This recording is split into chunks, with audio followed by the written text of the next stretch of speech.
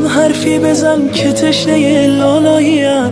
من که جان میدم برایت همدم تنهاییم. من همیشه کودکم آغوش تو جای من است. من اگر خوبم دایت پشت دنیای من است. مادر همه جان و تنم، مادران حتی در قبر هم به یاد فرزند هستند.